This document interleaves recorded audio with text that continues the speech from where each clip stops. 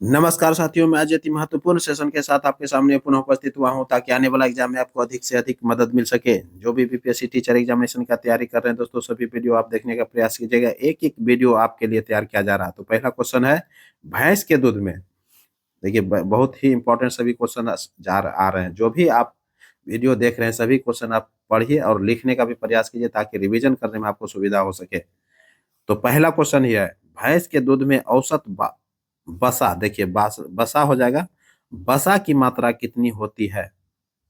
तो भैंस की दूध में औसत बसा की मात्रा कितनी होती है, तो 7 पॉइंट क्या होता है, 7.2% है। तो ऑप्शन क्या हो जाएगा, भैंस के दूध में कितना बसा होता है, 7.2% बसा होता है। बहुत इंपॉर्टेंट है, ऑप्शन ए हो जाएगा। नेक्स्ट क्वेश्चन है, पौधे के किस भाग से कॉफी प्राप्त होता है। पौधे के किस भाग से कॉफी प्राप्त होता है, तो बीज से प्राप्त होता है। ऑप्शन ए हो जाएगा, किससे प्राप्त होता है, बीज से होता है। नेक्स्ट क्वेश्चन है, हृदय की धड़कन को नियंत्रित करने के लिए कौन सा खनिज आवश्यक है। हृदय की धड़कन को नियंत्रित करने के लिए कौन सा खनिज आवश्यक है, तो कौन सा खनिज है, पोटेशियम। तो ऑप्शन क्या हो जाएगा, पोटेशियम खनिज आवश्यक है। नेक्स्ट क्वेश्चन है, कंपन तल, ताल लिख दिया, तल कर लीजिएगा, तल, कंपन तल तथा ध्रुव तल के बीच का कोण होता है, कौन होता है, कौन लिख दिया, कौन। तो कहता है कंपन तल तथा ध्रुव तल के बीच का जो कोण होता है वो कितना का होता है, 90 डिग्री का होता है। ऑप्शन बी हो जाएगा। नेक्स्ट क्वेश्चन है, हीमोग्लोबिन में क्या होता है। हीमोग्लोबिन में क्या होता है, हीमोग्लोबिन में लोहा पाया जाता है। क्या पाया जाता है, ऑप्शन ए हो जाएगा, लोहा पाया जाता है। नेक्स्ट क्वेश्चन है, 1897 1897 के भारतीय राष्ट्रीय कांग्रेस के अमरावती अधिवेशन को किसने 3 दिवसीय तमाशा कहा था। किसने 3 दिवसीय तमाशा कहा था, तो अश्विनी कुमार दत्त ने कहा था। किसने कहा था, अश्विनी कुमार दत्त ने कहा था। ऑप्शन ए हो जाएगा, डेट लिख दिया, दत्त कर लीजिएगा, Dutt, Ashwini Kumar Dutt. Clear. Next question है, प्रकाश ऊर्जा का कितना प्रतिशत उच्चतर पौधे द्वारा क्या होता है, प्रकाश संश्लेषण में उपयोग होता है। बहुत इंपॉर्टेंट हो जाता है। तो 1 से 2% जो है उच्चतर पौधों के द्वारा प्रकाश संश्लेषण में उपयोग होता है। तो ऑप्शन ए हो जाएगा। क्लियर। नेक्स्ट क्वेश्चन है, मोनो हाइब्रिड अनुपात होता है। मोनोहाइब्रिड का अनुपात क्या होता है, तो मोनोहाइब्रिड का जो अनुपात होता है वो कितना का होता है, 3:1 का होता है। कितना का होता है, 3:1 का होता है। ऑप्शन क्या हो जाएगा, ऑप्शन सी हो जाएगा। क्लियर। नेक्स्ट क्वेश्चन है, द्वैध शासन का जनक किसे माना जाता है। बहुत इंपॉर्टेंट है। द्वैध शासक का जनक जो है, द्वैध शासन का जनक लियोनस कार्टिस को माना जाता है। ऑप्शन ए हो जाएगा, लियोनस कार्टिस, कार्टिस हो जाएगा। लियोनस कार्टिस जो है ये द्वैध शासन के जनक माने जाते हैं। क्लियर हो गया होगा। इन्होंने अपनी किताब डायरकी में सबसे पहले द्वैध शासन के सिद्धांत को बताया था। किसमें पहले बार बताया था, तो डायरकी नाम का, डायरकी, क्लियर, डायरकी नाम का जो है पुस्तक लिखा था, उसी में पहली बार जो है द्वैध शासन के सिद्धांत का वर्णन किया है। Clear. Dyarchy. Clear. Next question है, ऑक्सीश्वसन का अंतिम उत्पाद होता है।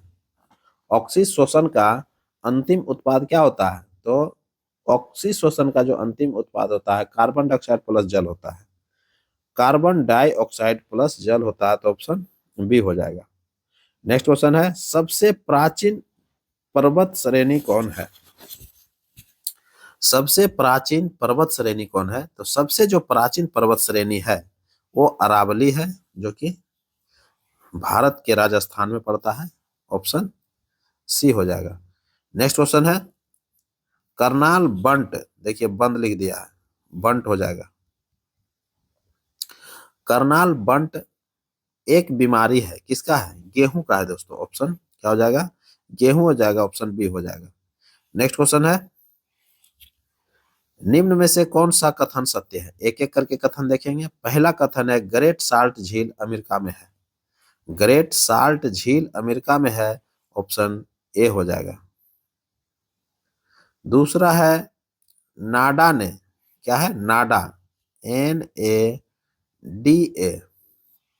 नाडा लिख लीजिएगा। नाडा ने भारतीय पहलवान बजरंग पुनिया को 4 साल के लिए सस्पेंड कर दिया है। बिल्कुल सत्य है, 4 साल के लिए सस्पेंड कर दिया है। तीसरा है एशिया पावर इंडेक्स 2024 में भारत को तीसरा स्थान मिला है, बहुत इंपॉर्टेंट है और ये बिल्कुल सत्य है। तीसरा स्थान मिला है एशिया पावर इंडेक्स 2024 का, जो जारी हुआ कि एशिया में कौन पावरफुल है, तो उसमें तीसरा स्थान जो है भारत का है, तो बहुत इंपॉर्टेंट की बात हो जाता है। तो ऑप्शन ये तीनों सत्य है, उपर्युक्त में से एक से अधिक हो जाएगा। जबकि एशिया पावर इंडेक्स 2024 का जब चर्चा करते हैं हम लोग, तो इसमें देखते हैं कि पहले स्थान पर जो है अमेरिका काबिज है। पहले स्थान पर कौन है?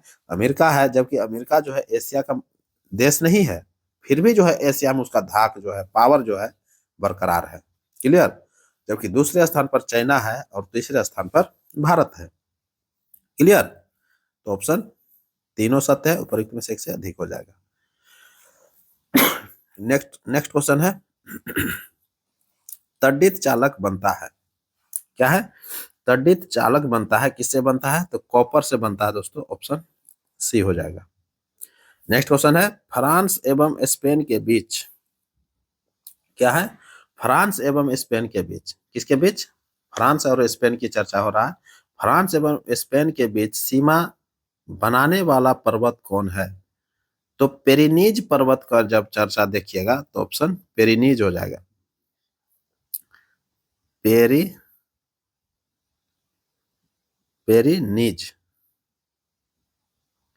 पेरिनीज ऑप्शन में दिया हुआ नहीं है, तो ऑप्शन नन ऑफ दिस कर लीजिएगा। पेरिनीज पर्वत, ऑप्शन क्या हो जाएगा? पेरिनीज पर्वत है, जो कि फ्रांस और स्पेन के बीच में सीमा बनाता है। ये फ्रांस और स्पेन के बीच में कौन पर्वत सीमा बनाता है? तो पेरिनीज बनाता है, ऑप्शन नन ऑफ दिस हो जाएगा। नेक्स्ट क्वेश्चन है, एंजाइम अनुपस्थित होते हैं। एंजाइम किस में अनुपस्थित होता है? तो एंजाइम जो है ये वायरस में अनुपस्थित होता है। किसमें रहता है? वायरस में अनुपस्थित होता है, अर्थात वायरस में एंजाइम नहीं पाया जाता है। तो ऑप्शन क्या हो जाएगा? ऑप्शन सी हो जाएगा। नेक्स्ट क्वेश्चन है, वायरस अर्थात विषाणु। गांधी जी के अनुयायियों में कौन एक पेशे से शिक्षक थे? पेशे हो जाएगा, पेशे से शिक्षक था। गांधी जी के अनुयायियों में कौन एक पेशे से शिक्षक था? तो जेबी कृपलानी थे। जैविक लिख दिया, जेबी कर लीजिएगा। ऑप्शन बी हो जाएगा, जेबी कृपलानी। जेबी कृपलानी जो थे, यह क्या थे? तो जेबी कृपलानी एक शिक्षक थे। तो बहुत इंपॉर्टेंट हो गया, ऑप्शन बी हो जाएगा। नेक्स्ट क्वेश्चन है, इंग्लैंड के दक्षिणी तट पर स्थित, क्या है? इंग्लैंड के दक्षिणी तट पर स्थित साउथहैम्पटन में प्रतिदिन कितने बार ज्वार आते हैं? इंग्लैंड के दक्षिणी तट पर स्थित साउथहैम्पटन है, साउथहैम्पटन पर जो है प्रतिदिन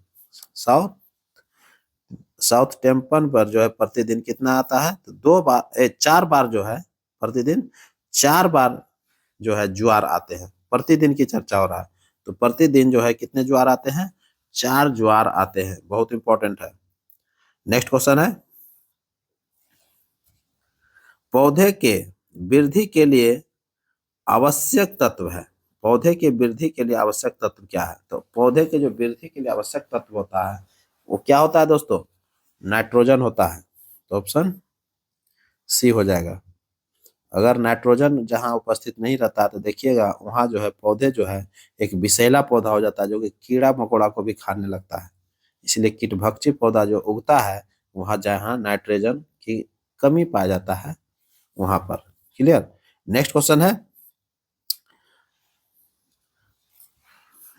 है, छठा राज्य खाद्य सुरक्षा है। ये छठा है, ये सिक्स्थ कर लीजिएगा। छठा, छठा राज्य खाद्य सुरक्षा सूचकांक 2000 क्या है 23-24, ये 23-24 है, गैप कर लीजिएगा। 2023-24 की चर्चा कर रहा है।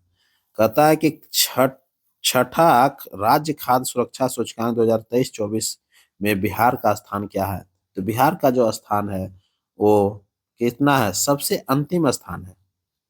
क्या है, सबसे अंतिम स्थान है दोस्तों। तो ऑप्शन दिया हुआ नहीं है, तो क्या हो जाएगा, सबसे, ये क्वेश्चन फिर से देख लेते हैं। क्या छठा है ना, तो छठा राज्य खाद्य सुरक्षा सूचकांक है। राज्य खाद्य सुरक्षा सूचकांक 2023-24 में बिहार का स्थान जो है, इसमें 21वां स्थान है दोस्तों। क्या है, 21वां स्थान है।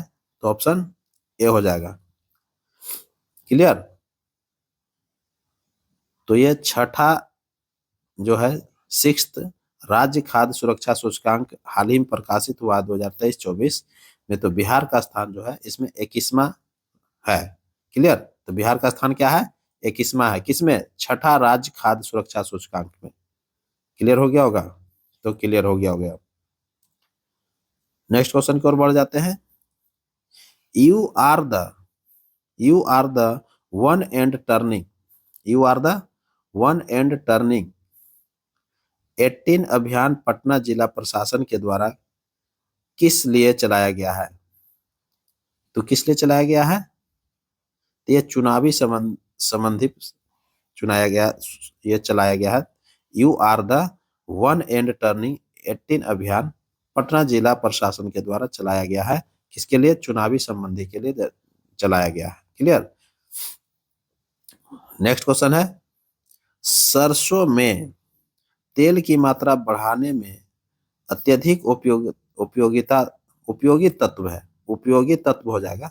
तो कौन सा उपयोगी तत्व है, अत्यधिक उपयोगी तत्व है, तो सल्फर है। सरसों में क्या कीजिएगा, सल्फर की अगर मात्रा कुछ मिला देते हैं तो तेल की मात्रा जो है बढ़ जाती है। यही कारण है कि आज के डेट में जो है देखिएगा, सरसों ओरिजिनल नहीं मिल पाता है। क्लियर। तो सरसों के तेल में, सरसों सरसों में तेल की मात्रा बढ़ाना है तो उसमें अत्यधिक उपयोगी तत्व कौन कार्य करता है, तो सल्फर कार्य करता है। क्लियर। नेक्स्ट क्वेश्चन है, निम्न कथन में से कौन सत्य है। निम्न कथन में से कौन सत्य है, एक एक करके देखेंगे। पहला कथन है, टोंगा खाई दक्षिण प्रशांत महासागर का प्रमुख गर्त है। ये गर्त हो जाएगा। तो प्रमुख गर्त है ये, टोंगा खाई दक्षिण प्रशांत महासागर का ये प्रमुख गर्त है। क्लियर हो गया होगा।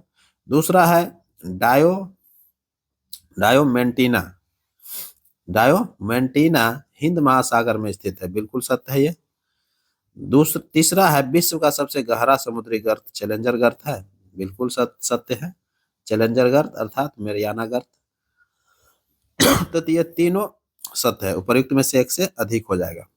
नेक्स्ट क्वेश्चन है, बिहार में महिला शक्ति अभियान किसके द्वारा प्रारंभ किया गया है। बिहार में महिला शक्ति अभियान किसके द्वारा प्रारंभ किया गया है, तो बिहार पुलिस के द्वारा किया गया है। तो ऑप्शन ए हो जाएगा। नेक्स्ट क्वेश्चन है, सिंधी भाषा को किस संशोधन के तहत जोड़ा गया। सिंधी भाषा को 21वां संविधान संशोधन 1967 में आया था। कब आया था, 21वां संविधान संशोधन 1967 में लाया गया था। उसी समय जो है सिंधी को क्या क्या संविधान में भाषा के रूप में जोड़ा गया, 21वां संविधान संशोधन, ऑप्शन ए हो जाएगा। क्लियर। जबकि 71वां संविधान संशोधन के तहत 3 को अन्य भाषाओं को जोड़ा गया था, जिसमें से नेपाली, मणिपुरी और कोंकणी था। क्लियर। नेक्स्ट क्वेश्चन की ओर बढ़ जाते हैं। किसने रानी लक्ष्मीबाई रेजिमेंट की स्थापना किया था। किसने रानी लक्ष्मीबाई रेजिमेंट की स्थापना किया था, तो सुभाष चंद्र बोस ने किया था दोस्तों। ऑप्शन बी हो जाएगा। क्लियर। नेक्स्ट क्वेश्चन है, चीसा पानी गॉर्ज। देखिए इसको थोड़ा सही कर लीजिएगा। चीसा पानी गॉर्ज है। चीसा पानी गॉर्ज चीसा पानी गॉर्ज किस देश में स्थित है? बहुत इंपॉर्टेंट है। चीसा पानी गॉर्ज जो है ये नेपाल में स्थित है, ऑप्शन बी हो जाएगा। नेक्स्ट क्वेश्चन है सतत विकास क्या है? सतत विकास लक्ष्य प्राप्त सतत विकास लक्ष्य भारत सूचकांक के 2023-24 नीति आयोग द्वारा जारी किया गया है। इसमें बिहार का स्थान पूछ रहा है। इसमें किसका स्थान पूछ रहा है?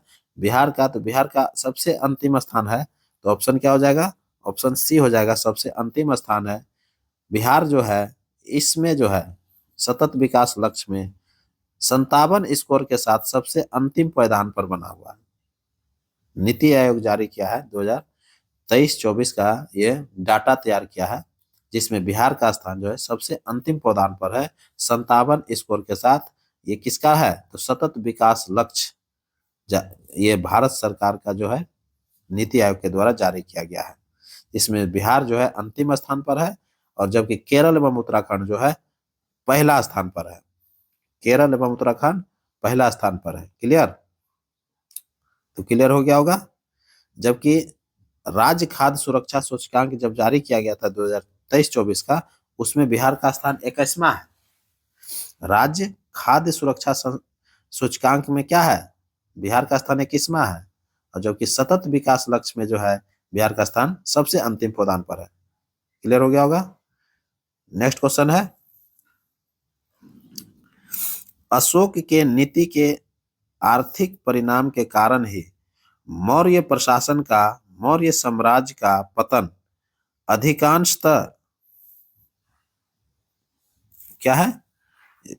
ये बहुत इंपॉर्टेंट शब्द है। कह रहा है, क्या कह रहा है? कि मौर्य प्रशासन की चर्चा कर रहा है। कह रहा अशोक के नीति के आर्थिक परिणाम के कारण ही, अशोक के नीति के आर्थिक परिणामों के कारण ही मौर्य साम्राज्य का पतन अधिकांशतः उचित था। इस तथ्य में किसने विश्वास किया था? यह जो तथ्य था इसमें किसने विश्वास किया था? तो रोमिला थापर जो थे, यही जो है इसमें विश्वास किए थे कि अशोक का जो नीति था आर्थिक परिणाम का नीति था। क्या था? आर्थिक परिणाम के कारण ही मौर्य साम्राज्य का पतन अधिकांशतः उचित था। ये रोमिला थापर विश्वास करते थे। तो ऑप्शन बी हो जाएगा। रोमिला थापर मौर्य साम्राज्य के पतन में आर्थिक कारण को सर्वाधिक महत्वपूर्ण मानते हैं। आर्थिक कारण को सर्वाधिक महत्वपूर्ण मानते हैं। और बृहद मौर्य साम्राज्य में राजकोष क्या है? राजकोष निरंतर भारी दबाव बना रहता था। इसके अनुसार मौर्य साम्राज्य जो है जरूरत पड़ने पर राजस्व का दोहन करके ही संतुष्टि थी। उसने अर्थव्यवस्था को इस हद तक पुनर्गठित नहीं किया कि वह साम्राज्य प्रणाली को दीर्घकालीन समर्थन दे सके। क्लियर? ये रोमिला थापर इस तरह से सोचते थे। नेक्स्ट क्वेश्चन है रैयत बाड़ी व्यवस्था प्रारंभिक रूप से प्रारंभ की गई थी। रैयत बाड़ी व्यवस्था प्रारंभिक रूप से प्रारंभ की गई थी। कहां पर किया गया था सबसे पहली बार? तो मद्रास में किया गया था। ऑप्शन ए हो जाएगा। रैयत बाड़ी व्यवस्था जो है थॉमस मुनरो द्वारा 1820 ईस्वी में मद्रास और बॉम्बे प्रेसिडेंसी में चालू किया था। इस प्रणाली के तहत सरकार एक निश्चित अवधि के लिए काश्तकारों के साथ समझौता करती थी। क्लियर? तो रैयत बाड़ी जो है किससे समझौता करता था? किसानों से समझौता करता था। क्लियर? काश्तकारों से समझौता करता था। नेक्स्ट क्वेश्चन है, और ये अंतिम क्वेश्चन हो जाएगा। कहता है कि 1945-46 में दिल्ली में हुए इन मुकदमों के, कौन सा मुकदमा? INA हो जाएगा। इन INA के मुकदमे के पक्ष में, यहां पर कर लीजिएगा INA के मुकदमे के पक्ष में पेश हुए वकील कौन थे? जो दिल्ली में INA का मुकदमा चल रहा था, तो उस समय 1945-46 में जो है पेश जो वकील हुए थे मुकदमे के पक्ष में, वो कौन था? भूलाभाई देसाई थे।